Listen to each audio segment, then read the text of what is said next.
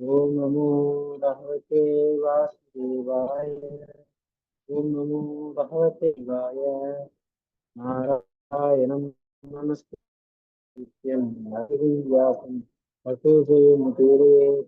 नष्टप्रायेषु अवक्रेषु मुख्यं भावदसेवया भगवते उत्तमश्लोकी भक्तिभवति नस्तुति कृष्णाय वासुदेवाय वेदविनन्दनाय च वकुमाराय गोविन्दाय नमो नमः।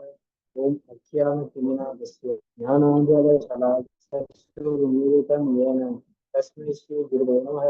श्रीचैतन्यमनोदिष्टं स्वाविदं येन भूतले स्वयं रूपकदामर्त्यं तदा विश्वपदान्तिकं वन्देऽहं श्रीगुरु श्रीयुतपदकमलं श्रीगुरुं वैष्णवांश्च श्रीरूपं साग्रजातं सजघनरघुनाथान्तं सजीवं साद्वैतं साग्रजातं परिचय सहितं श्रीकृष्ण चैतन्यदेवं श्रीराधाकृष्णपादां सहितं ललिता श्रीस्वामिदां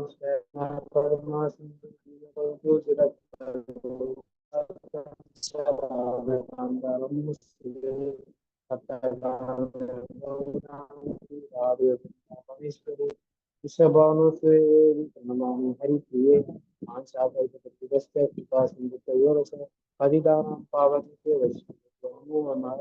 नमो महादेवाय।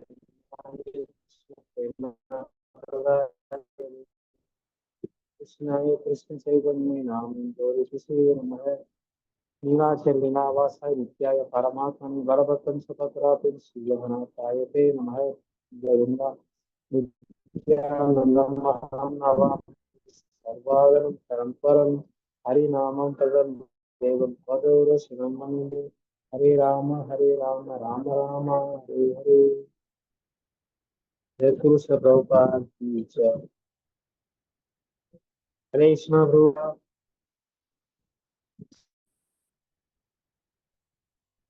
हरे कृष्ण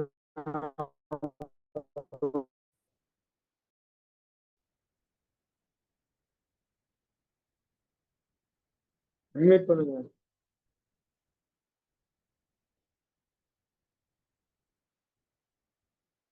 ஆ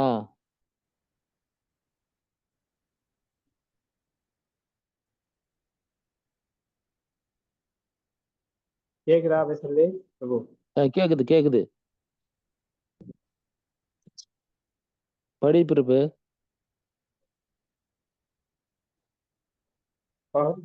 பகவத்கீதை படிக்கலாம். ஆ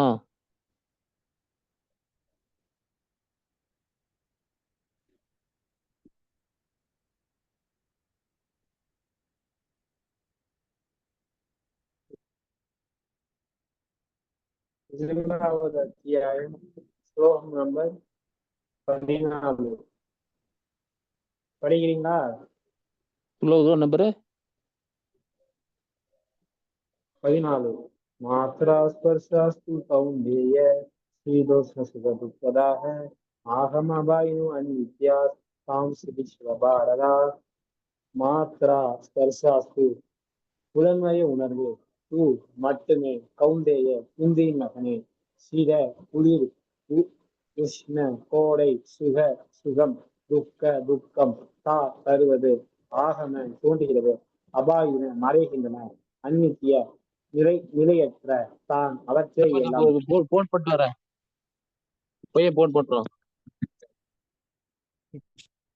பொறுத்து கொள்ள முயற்சி செய் பரதகுல தோன்றதே.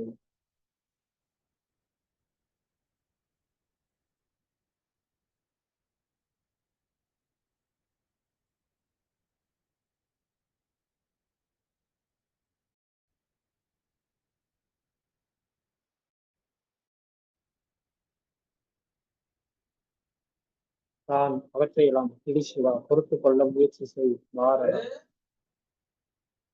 பரத கொள்ள தோன்றவே. மொழிபெயர்ப்பு மற்றும் பொருளுரை வழங்கியர் ஆசா பக்திவேதாந்த சங்கத்து சிவகாசி ஜெய். இன்ப துன்பங்களில் புலி நிறையற்ற தோற்றமும் காலப்போக்கில் ஏற்படும் அவற்றின் மறையும் குறையும் குளிரும் பருவ காலத்தில் தோன்றி மறைவதை கொண்டதாகும். புலன்களின் உணர்வாக அவை எழுகின்றன. எனவே பரதகுல தோன்றலை இவற்றால் பாதிக்கப்படாமல் பொறுத்து கொள்ள கற்றுக்கொள்வாயாக.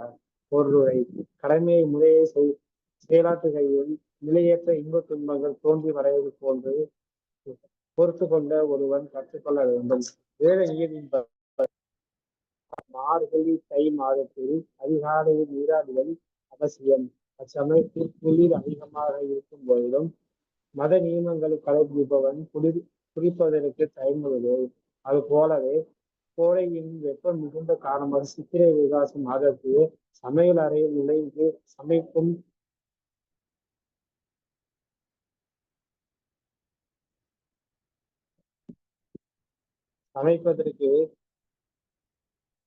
சமைப்பதற்கு பெண்கள் தயங்குவதில்லை. பருவ காலத்தில் அசௌகரியங்களை இடையிலும் தனது கடமையை ஒருவன் செய்தாக வேண்டும்.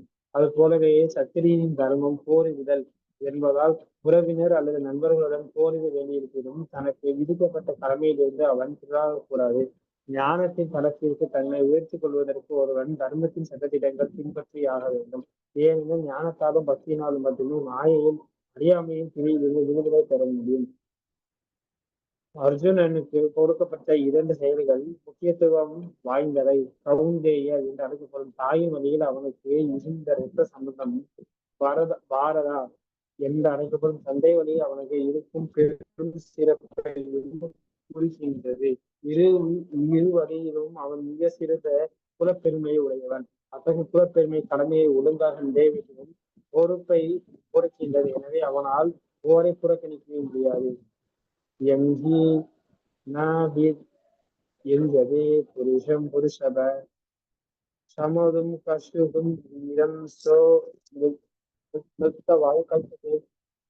எவன் ஒருவன் நிச்சயமாக நான் என்றும் இல்லை இயற்கென்றி கவலை தருவது இவை எல்லாம் புருஷம் ஒருவனுக்கு புருஷர் ரிஷப மனிதரில் சேர்ந்தவனே சம மாறாத துக்க கவலை சுகம் மகிழ்ச்சி தீரம் பொறுமையாக சா அவனே அமிர்தத்தைய விடுதலைக்கு அல்பதை தகுதி பெறுவனாக கருதப்படுகின்றான். மொழிபெயர்ப்பு மற்றும் பொருளுரை வழங்கியவர் ஆசா பக்திவேதாந்த சுவாமி பற்றி சொல்வதற்காக மனிதரில் சிறந்தவனே அர்ஜுனா. இன்ப துன்பங்கள் பாதிக்கப்பட்டவனும் இவ்விரண்டு நிலையிலும் தண்ணீரை மாறாக இருப்பவனும் நிச்சயமாக விடுதலைக்கு தகுதி பெற்றவராக இருக்கின்றான். பொருளுரை ஆன்மீக உணர்வில் முன்னேற்ற நிலையை அடைவதில் ஸ்திரமான மன உறுதியுடனும் இன்ப துன்பங்களில் பலமான தாக்குதல்களை சமமாக பொறுத்து கொள்ளக்கூடியவனும் ஒருவன் முக்கிய தகுதியுடையவன் அவன் ஆவான். வர்ணாசிரம தர்மத்தின் 4வது நிலை துறவு சந்நியாச நிலை மிகவும் கவனமாக இருக்க வேண்டிய கடினமான நிலையாகும். ஆயினும் தன் வாழ்வை பக்குவப்படுத்திக் கொள்வதில் விருப்பமுடையவன் எல்லா சிரமங்களுக்கும் இடையில் நிச்சயமாக சந்நியாசத்தை ஏற்றுக்கொள்கிறார். இச்சிரமங்கள் பொதுவாக குடும்ப உறவுகள் துண்டிக்கப்பட்டாலும் மனைவி மக்கள் உறவுகளுக்கு விடுவித்தாலும் இழக்கூடியவை. ஆனால் இச்சிரமங்களை பொறுத்து கொள்ள முடிந்தால் அவனது ஆண் உணர்வு பாதை நிச்சயமாக முழுமையை பெறுகிறது. அதுபோல குடும்பத்தினரிடம் அன்பிற்கு குறித்தனவர்களிடம் போர் புரிதல் கடினமானதாக என்ற போதிலும் அர்ஜுனன் சத்திரியன் என்ற முறையில் தன் கடமையை ஆற்ற வேண்டியவன். அதனை உறுதியுடன் செயலாற்ற முயலும்படி அறிவிக்கப்படுகிறான். பகவான் சைத்தன்யர் தனது 24ஆம் வயதில் சன்னியாசம் ஏற்றுக்கொண்ட போதும் அவரை நம்பியிருந்த இளம் மனைவியையும் முதிர்ந்த தாயையும்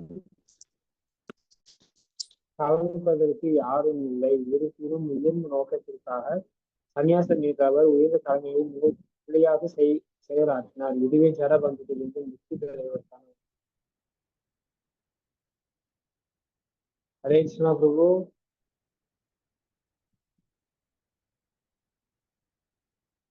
கேக்குதா?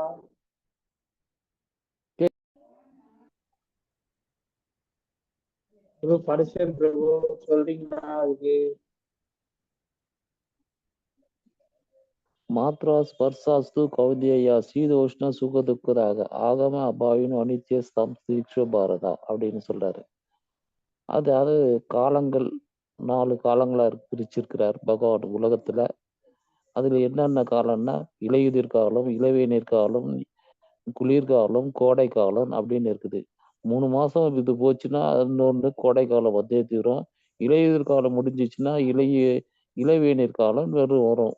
இந்த மாதிரி பிரிச்சு பிரிச்சு பிரிச்சு பிரிச்சு வச்சதுனால அந்த மாதிரி இருக்கக்கூடிய விஷயத்தினால ஒரு பக்தன் மார்கழி மாசத்துல காலையில எழுந்து குளிக்கிறதுக்கு வந்து அவனுக்கு சிரமப்படக்கூடாது.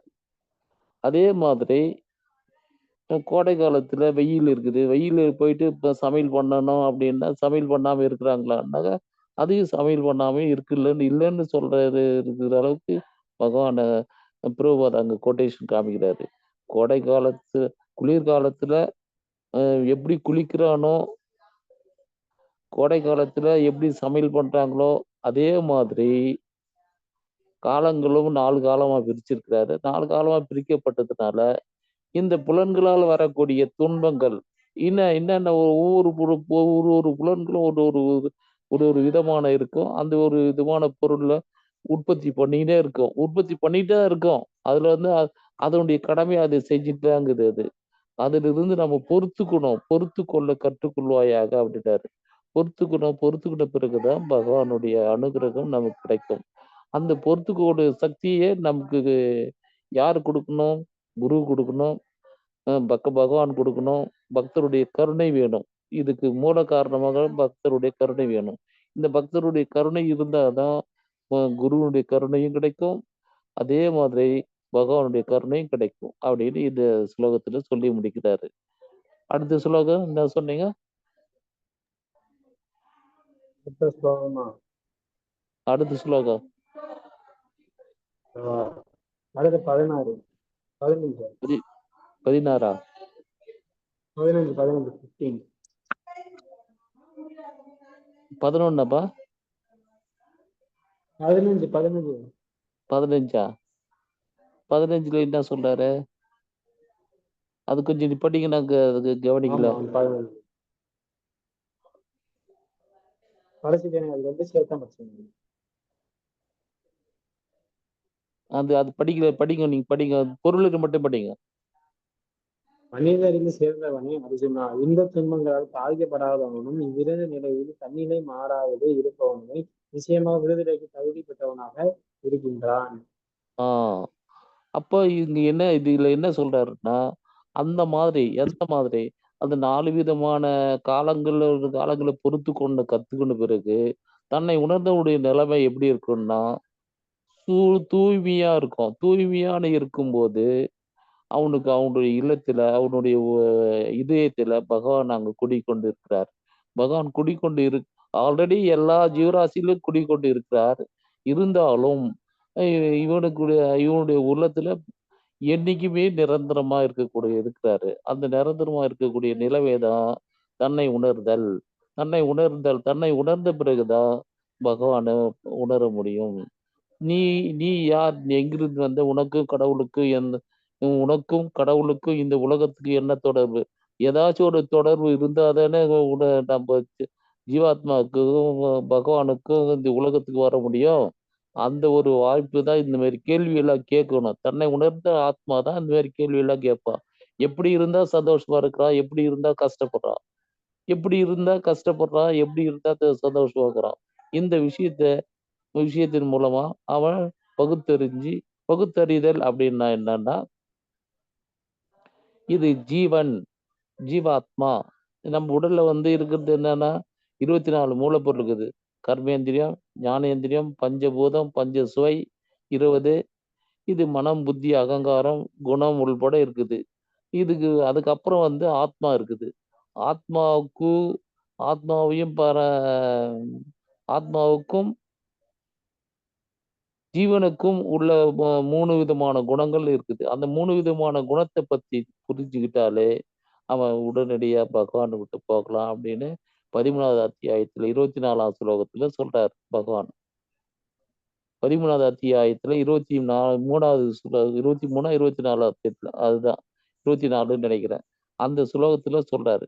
இந்த 3 விஷயத்தை யார் புரிஞ்சுக்கிட்டானோ அவன் தன்னை உணர்ந்த நிலைமைக்கு தானாவே போயிடுறான். அதுதான் பிரம்மபூத பிரசன்னாத்மா. நாசோ சரி நாகாங் சரி சம சர்வேஷு பூதேஷு நாமேத்தி அந்த அந்த ஸ்லோகத்துல சொல்றாரு. அவன் எதையும் அடையணும்னு ஆசைப்படுறதில்லை, எதையும் விரும்புறதுன்னு ஆசைப்படுறதில்லை. எல்லா விஷயத்திலும் சமமா தான் பார்க்குறான். அந்த நிலைமை தான் தன்னை உணர்ந்த நிலைமை. தன்னை உணர்ந்த நிலைமைக்கு அப்புறம் தான் 3 குணத்திலிருந்து வெளியே வர்றான். முக்குணத்திலிருந்து வெளியே வரான். அது அதனால பகவான் எங்க சொல்றாரு, திரைகுண்ய விஷயான் வேதா நிஸ்திரைகுண்யோ பவார்ஜுனா அப்படின்றாரு. 3 விதமான குணத்திலிருந்து வெளியே வா. அசதோமா சத்காமக அப்படின்னு வேதம் சொல்லுது. அந்த அசத்துன்றது நிரந்தரம் இல்லாதது. நிரந்தரம் இல்லாத இடத்திலே நிக்காத. நிரந்தரமானது எது எது நிரந்தரமானதோ அது அது பார்க்கறதுக்கு உண்டான வழிய பாரு அப்படின்ற அது நல்லா சொல்லுது. அசதோமா சத்காமக. அது அதே மாதிரி பகவானும் இந்த பகவான் நிரந்தரமானவர், ஜீவாத்மா நிரந்தரமானவர். அந்த ஜட இயற்கையும் நிரந்தரமானதுதான். இந்த இந்த துன்பத்திலிருந்து நம்ம விடுதலை கொடுக்கக்கூடியது யாருன்னா துர்கா தான் கொடுக்கணும்.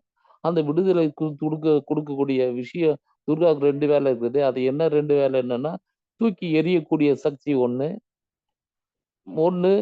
இன்னொன்னு மறைக்கக்கூடிய சக்தி ஒண்ணு. பகவான் கிருஷ்ணரை சுத்தமா மறைச்சிடுவாங்க. மறைக்கக்கூடிய சக்தி யாருக்கிட்ட இருக்குதுன்னா துர்கா கிட்ட தான் இருக்குது.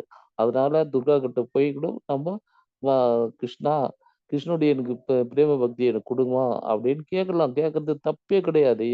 ஆகையினால அதனால அது கேட்கணும் கேட்கணும் கேட்கணும் கேட்கணும். தேவர்கள்கிட்ட போனா கூட பகவானுடைய கருணை எனக்கு வேணும் கொடுங்கோ அப்படின்னு கேட்கலாம். அதான் தன்னை உணர்ந்த ஆத்மாக்களுடைய குணாதிசயங்கள் இது ஒரு இது. ஹரே கிருஷ்ணா. ஹரே கிருஷ்ணா. பாவம் முடிப்போமா? பாவம் முடிக்கிறேன். சரிங்களா? பாவம் முடிக்கிறோம். ஏன்னா வேத உலகம் மாதிரி படிக்க. சரி, எது எடுத்தாலும் சரி.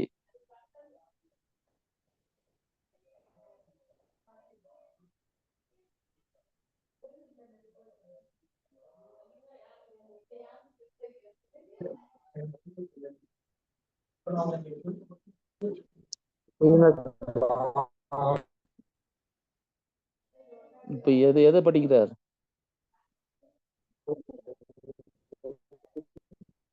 பாகவதமா, வேத வழங்கு அறிவா?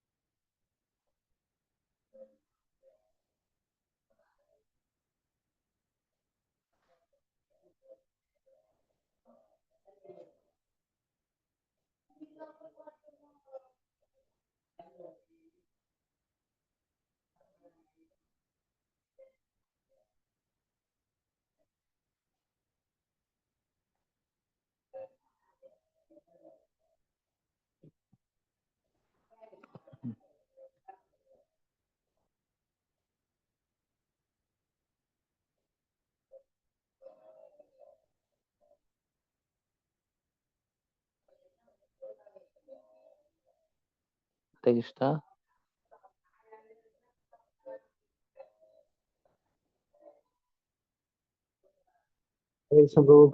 படிக்கட்டா? கேக்குது. மலைபெருக்கு மற்றும் பொருளை வழங்க ஆஸ்தா பக்திவேதாந்த சொல்வதற்கு எம்பெருமானை ஸ்ரீ கிருஷ்ணா வசுதேவன் செல்வரை மீண்டும் வியாபித்திருக்கும் முறை பரவுவேன். தங்களுக்கு எனது பணிவான வணக்கங்களை நான் சமர்ப்பிக்கின்றேன். உள்ள பிரபஞ்சங்கள் படைத்தல், காத்தல் மற்றும் அழித்தல் ஆகிய காரணங்களுக்கும் இருப்பதால் அவரை நான்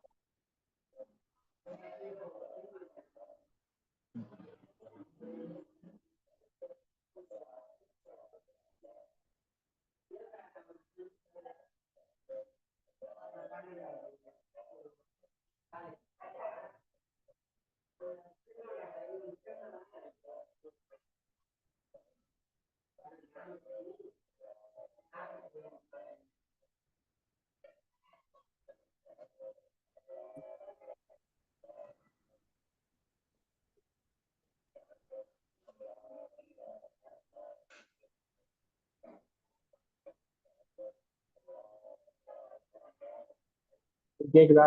ஆ உம் முதல் ஜீவனான பிரம்மாவின் இதயத்தில் வேத அறிவை புகழ்ந்தவர். நெருப்பு நெருப்பு காணப்படும் நீதி லைட் போடுங்க.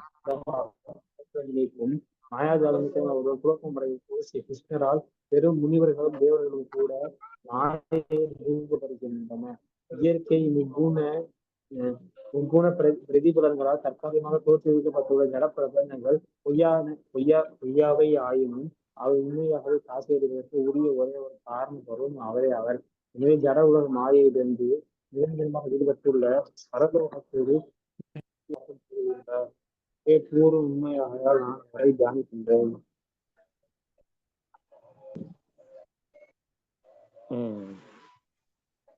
முதல் ஸ்லோகம். ஜென்ம ஜென்ம ஆதி ஜென்ம ஆதி ஓம் நமோ பகவதி வாசுதேவாய. ஜென்ம ஆதி ஒரு இருவைட்டு ஜென்ம ஆதி. அடுத்த ஸ்டெப் என்ன சொல்லு?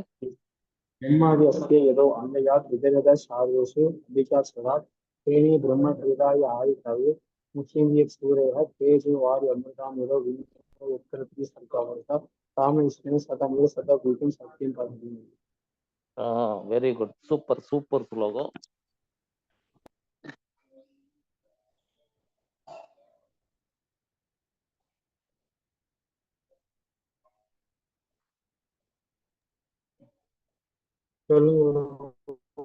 வர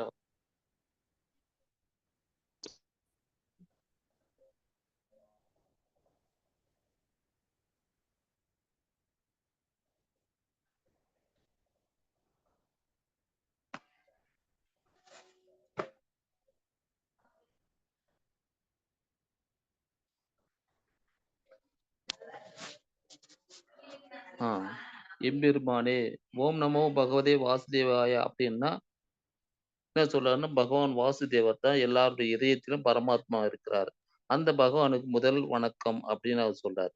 இந்த பிரபஞ்சங்கள் படைத்தல், காத்தல், அழித்தலுக்கு காரணங்களுக்கும் மூல காரணமாகவும் பூர்ண உண்மையாகவும் பகவான் இருப்பதால் அவரை நான் தியானிக்கிறேன் அப்படின்றார். படைத்தல், காத்தல், படைக்கும் தொழில் யார் எடுத்துக்கிறான்னா பகவான் பிரம்மா எடுத்துக்கிறார். காத்தல் பகவான் விஷ்ணு வச்சுக்கிறாரு. மற்றும் அழித்தல் சிவபெருமானு கொடுத்திருக்கிறாரு. இது 3 பேருமே பகவானுடைய அம்சம். இது எல்லா காரணத்துக்கும் மூல காரணமாக இருக்கக்கூடிய, மூல உண்மையாக இருக்கக்கூடிய பகவான் மூல உண்மை யாருதான் பகவான் தான். பகவான் வாசுதேவருடைய மகன் தான் மூல உண்மை. அந்த மூல உண்மையாகவும் மூல காரணமாகவும் இருப்பதால் அந்த பகவான் விஷ்ணுவை நான் தியானிக்கிறேன். எல்லா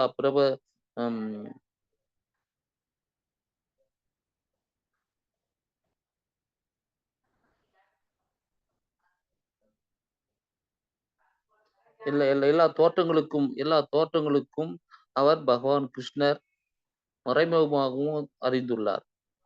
எப்படி எல்லா தோற்றங்கள் 24 அவருடைய அவதாரங்கள் 24 இருக்குது. அந்த தோற்றங்கள் எல்லாம் எதுல பாகவதத்துல சொல்லுது. பாகவதத்துல சொல்லக்கூடிய தோற்றங்களுக்கும் அவர் நேராகவும் பகவான் அதுல ஈடுபட்டிருக்கிறாரு, மறைமுகமாகவும் ஈடுபட்டிருக்கிறார். அது அறிந்துள்ளதுனால அவருக்கு முதற்கண வணக்கத்தை நான் தெரிவித்துக் கொள்கிறேன்.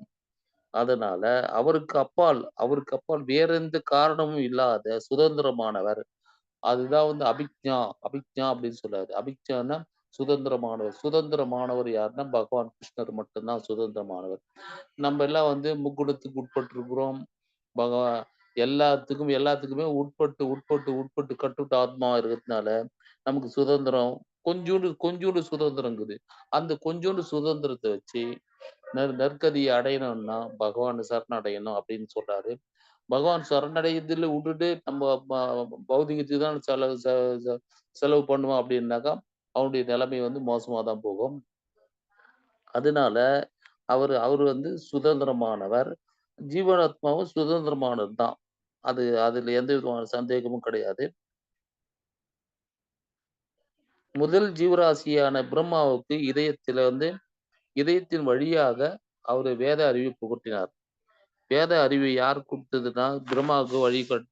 ஒரு முறை படிச்சுட்டு பகவான் வந்து விஷ்ணு வந்து பிரம்மா வந்து ஒரு முறை பகவத்கீதை பாகவதம் படிச்சுட்டு என்ன பண்றாரு, இது உயர்ந்தது வந்து கர்மா தான் உயர்ந்தது அப்படின்னு அவர் சொல்றாரு. அப்புறமா வந்து இல்ல இன்னொரு முறை போய் படி அப்படின்றாரு. திரும்பவும் இன்னொரு முறை போய் படிச்சுட்டு பிறகு அப்புறம் ஞானம் தான் உயர்ந்தது அப்படின்றாரு. அப்புறம் 3வது முறை படிக்கிறாரு. 3வது முறை படிக்கும்போது அவருடைய வேத ஞானத்தினால, பகவான் குடுத்த ஞானத்தினால அந்த பக்தி தான் உயர்ந்தது அப்படின்னு சொல்றாரு. அந்த பக்தி தான் அந்த வேத அறிவை புகட்டியவர் அவரே ஆவார். அதுதான் வந்து பகவத்கீதையில என்ன சொல்றாருன்னா, அ 15ல 15வது ஸ்லோகம். என்ன ஸ்லோகம்? ஹரே கிருஷ்ணா 15வது ஸ்லோகம் என்ன சொல்லுங்க? ஹரே கிருஷ்ணா. ஆ. சர்வஸ்ய சாகம் இறுதி சந்நிவிஷ்டோ மத்தக ஸ்மிருதிர் ஞானம் அபோ அனுசா வேதைச்சு சர்வைராகம் ஏவ வேத்தியோ வேதாந்த கிருத் வேத வித்யேவ சாகும் அப்படின்னு சொல்றாரு. அந்த முதல்ல வந்து வேத அறிவை புகட்டினது பிரம்மா குடுத்தது யாருன்னா பகவான் தான் குடுத்தாரு. அதுல சொல்ற மாரி வேத அறிவை புகட்டியவர் அவருதான். இருந்தாலும் அந்த 3 விஷயம் மறதி, அறிவு, ஞாபக சக்தி. இந்த 3 விஷயமும் எது மூலமா கிடைக்கும்? பகவான் கையில இருக்கிறதுனால, பகவான் விருப்பப்பட்டா அந்த ஜீவாத்மாவுக்கு குடுப்பார். பகவான் விருப்பப்பட்டா அவன் அதிலிருந்து விலக்கி வைப்பாரு. விலக்கி வைக்கக்கூடிய வாய்ப்பு அவருக்கு உண்டு. அதுக்கப்புறம் வந்து அ ம் அவரே ஆவார். அதாவது இந்த உலகத்துல இருக்கிற நெருப்பினுள் நீராகவும், நீரின் மேல் காணப்படும் நிலமாகவும் தோற்றுவிக்கும் மாயாஜாலங்களைப் போல் ஒருவன் குழப்பமடைவதைப் போல, எல்லா எல்லா பெரும் தேவர்களையும், முனிவர்களையும் கூட அந்த மாயையில புகுத்தப்பட்டுள்ளார் அப்படின்றாரு. நெருப்புல தண்ணி இருக்குமா? நெருப்பு நெருப் நெருப்புல நீர் இருக்குதா? அப்படின்னா, இருக்கு. எப்படி இருக்கு அப்படின்னா, வேதத்துல என்ன சொல்றாருன்னா, ஆகாயத்துல ஆகாயத்துல சப்தம் மட்டும் இருக்குது. அதுக்கப்புறம் காற்றுல வந்து சப்தமும் இருக்குது. அதன் தொடு உணர்வும் இருக்குது. ஞாபகம் வச்சுக்கோ. ஆகாயத்துல சப்தம் மட்டுமே இருக்குது. காற்றுல வந்து தொடு உணர்வு இருக்குது. அதுக்கப்புறம் அந்த சப்தமும் இருக்குது. 3வது வந்து நெருப்பு. நெருப்புல வந்து தொடு தொட்டா சுடும். தொட்டா அது தொட்டா சுடும். அது சுடக்கூடிய சக்தி அதுக்கு உண்டு. அது அ அதுக்கு உருவம் உண்டு. அதுல சப்தமும் இருக்குது. இதெல்லாம் வந்து எங்க பாகவதத்துல தான் சொல்லுது. பாகவதத்தின் மூலமா தான் இது எல்லாம் நமக்கு தெரியும். அப்புறம் வந்து நீரின் மேல் நிலமாகும். நெருப்புல வந்து அ நெ நெருப்பு நெருப்பு நெ நீருக்கு மேல வந்து நிலமா இருக்குதுன்றாரு. நிலத்துல இருந்து என்னென்ன இருக்குதுன்னா, நீ மனச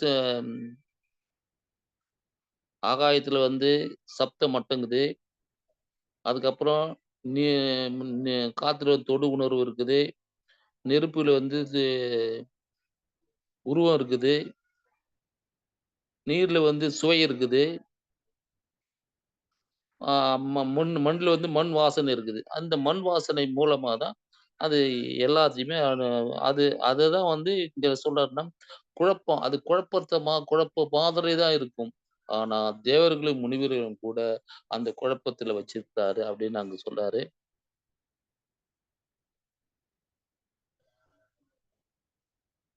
அப்புறம் ஜடையர்க்கினுடைய முக்குணங்கள் பிரபஞ்சத்தின் பொய்யானவை. இந்த உலகம் பொய்யானது.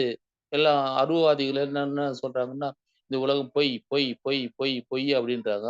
அப்ப அதனால என்ன சொல்றாங்க, நீ திருடு, சாப்பிடு, கொள்ளையடி என்ன வேணாலும் செய்.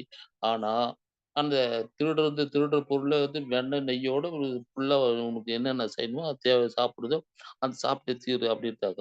அது அவ்வளவும் இது உலகம் பொய்யானது. ஆயினும் அவர்கள் உண்மையானது போல காட்சி அளிக்கிறதுக்கு காரணம் அவரே தான். அவரே தான் காரணம். காரண பொருளும் அவரே ஆவார். எனவே இந்த ஜட உலகம் மாயையிலிருந்து நிரந்தரமாக விடுபட்டு பரலோகத்துல அவர் கிருஷ்ணருடைய நித்திய வாசம் புரியும் அவர் பூர்ண உண்மையாகவும் அவரை தியானிக்கிறேன். பூர்ண உண்மையாகவும் அவரை தியானிக்கிறேன்.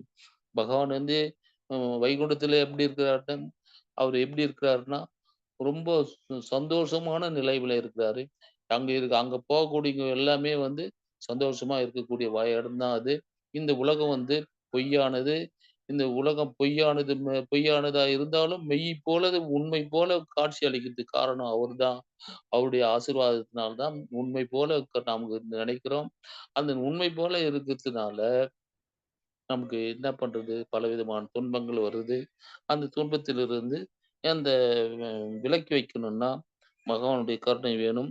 இந்த ஜட உலக மாயையிலிருந்து நிரந்தரமாக விடுபட்டு பரலோகத்தில் இருக்கக்கூடிய பகவான் விஷ்ணு வந்து எப்பவுமே சந்தோஷமான சித் ஆனந்த சக்தி வந்து எப்பவுமே ஆனந்தமான நிலைமையில இருக்கக்கூடிய வாய்ப்பு பகவானுக்கு உண்டு அப்படின்னு சொல்லி பிடிக்கிறாரு. அந்த பகவானை நான் தியானிக்கிறேன் அப்படின்றாரு. ஹரே கிருஷ்ணா.